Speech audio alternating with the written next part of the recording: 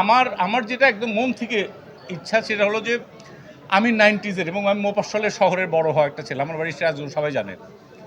যখন কোনো ভাই বোনের খালাতো ফুফাতো যাই হোক বিয়ে হতো, গেট ধরার টাকা, ঈদের সময় টাকা, আমরা ছবি দেখতাম, সিনেমা হল দেখতাম। এবং যখন নাজমুল সাহেব হ্যাঁ ভাই আসিতেছে, আমরা এগুলো শুনতাম। ছবি দেখাতে ছিল একটা উৎসব। মা খালা আগে দেখতাম, মা খালা রিক্সার সামনে কাপড় বেঁধে যেত যেন লোকজন না দেখে, কিন্তু আমরা একটা ছবি দেখতাম। এটা একটা ফেস্টিভ মুড ছিল। একটা পরিবারের একটা সেদিন ছিল যে আজকে ছবি দেখতে যাব, সকাল থেকে কাজ করে, এটা একটা প্ল্যানিং ছিল। এটা একটা পরিবারের একটা উৎসব ছিল। এখন যেটা নাই। আমার বোন আমার বোন সিরাজগঞ্জে থাকে, এক বোন আমার সিনিয়র কিন্তু আমার ছোট বোন। সে বলছে যে তোরা সবাই দেখছিস, আমি কেন দেখতে পাচ্ছি না? এটা আমার বোনের কষ্ট। আমার বোনের কষ্ট মানে আমার কষ্ট। সেরকম আমার সিরাজগঞ্জের মতো অনেক শহরে সিনেমা হল নাই। এটা আমার কষ্ট। আমি আপনাদের মাধ্যমে জানাতে চাই, যারা জেলা প্রশাসক আছেন বা এরকম যারা যারা অথরাইজড আছেন, আমি চাই যেরকম একটা করে হাসপাতাল কমপ্লেক্স থাকে শারীরিক স্বাস্থ্যের জন্য, ঠিক সেরকম মানসিক স্বাস্থ্যের জন্য কয়েকটা করে সিনেমা হল থাকা দরকার। তাহলে নেশার থেকে, অন্য অন্য হানাহানির থেকে, মব জাস্টিস থেকে দূরে থাকবে। এখন তো আমরা মানুষের ক্ষতি করার চেষ্টা করি ভাই, জোর করে ধরে বলে এটা। ওই সময়টা আমরা ভালো কিছু করি।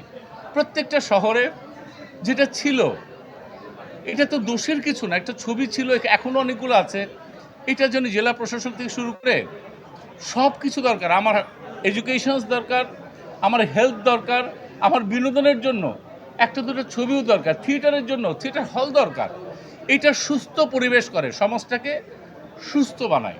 এটা দরকার, আপনাদের মাধ্যমে চাই এটা যেন হয়।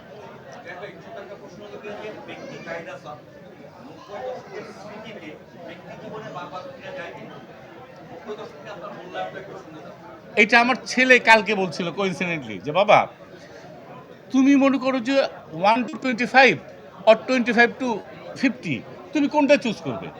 সেম জিনিস। তা আমি হঠাৎ করে দেখলাম যে আমার ছেলেটা কেন জিজ্ঞেস করছে, ওর বয়স হলো 20। তখন আমি বললাম বাবা আমি 1 to 25-এর ভিতরে যাব। কারণ ওই সময়ের যে আকাঙ্ক্ষা, স্বপ্ন, শক্তি, যেটা তোমাকে মোল্ড করে অন্যভাবে নিয়ে যাবে, ওটা হচ্ছে টেক ওভারের একটা সময়। সব সময় ওই সময় মা ছিল বেঁচে, বাবা ছিল বেঁচে, ভাই ছিল বেঁচে, বোন ছিল বেঁচে, এখন অনেকেই নাই। ওই সময় টিচাররা ছিল, ওই সময় ভুল করলে আবার ঠিক করা যেত। এখন ভুল করলে এইভাবে ঠিক করা যায় না। কিন্তু আমি বিশ্বাস করি পৃথিবীর যে কোনো সময় ভুল করলে আবার ঠিক করা যায়। সেই জন্য হলো মানুষ। একমাত্র মানুষ কোনো সময় ভুল করে আবার ঠিক করতে পারে, অন্য কেউ পারে না। আল্লাহ পাক আশরাফুল মখলুকাত, আমরা আল্লাহ পাক এই সুযোগটা আমাদের দিয়েছেন।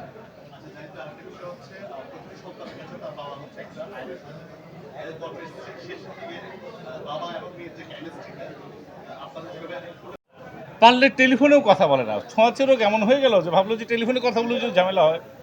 মানুষকে সোসাইটির থেকে, সমাজ থেকে আমার কাছে মনে হয় বিচ্ছিন্ন করে দিয়েছিল। মেকারও বিচ্ছিন্ন হয়েছিল, আমারও এক ধরনের, এবং নতুন নতুন জিনিসগুলো আসছিল। সত্যি কথা বলতে কোনো মেকার ওইভাবে আসেনি। আমার জীবনের যে কেরিয়ার লাইফের যে অর্জন বা যা, আমি তো যাই যে বলবো না যে আমাকে নাও, আমাকে নাও, আমাকে নাও, আমাকে নাও, এটা বলা শোভন না। এটা মেকারদের দায়িত্ব। তারা মনে করেনি, তারা নেয়নি। অনেক সময় অনেক কথা হয়েছে, হয়নি। তো আমার কাছে অলমাইটি গড, আল্লাহ পাক, আল্লাহ সুবহানাহু ওয়া তাআলা আমাকে সুযোগ দিয়েছে। আমি সুযোগটা চেষ্টা করেছি এবং আল্লাহ পাক এটা কবুল করেছেন। আপনারা সবাই দেখেছেন। সেটা প্রমাণ হয়েছে যে ইনশাল্লাহ ফেল করি না। কতখানি ভালো পাস করি সেটা জানি না, কিন্তু ফেল করিনি সেটা বলতে পারি। আমার যেটা, আমার অ্যানালাইসিস, একজন অভিনেতা হিসেবে এখানে আমরা বলছি 3টা ভূত।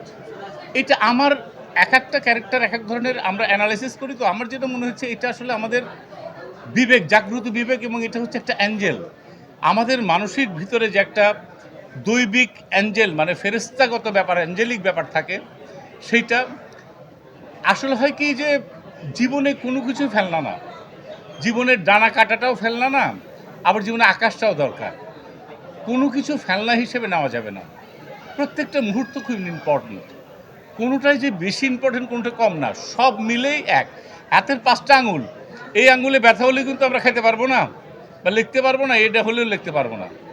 যখন কষ্ট হয় তখন বুঝি, যখন থাকে তখন বুঝি না। তা আমরা চাই যে সবাই আমরা যারা আছি, পৃথিবী যেরকম আছে, সোসাইটি যেরকম আছে, সবাই একসঙ্গে ভালো মতো থাকি। আমরা যেন নষ্ট করে হারায় যেন না খুঁজি। ঠিক আছে ভাইয়া, থ্যাংক ইউ সো মাচ।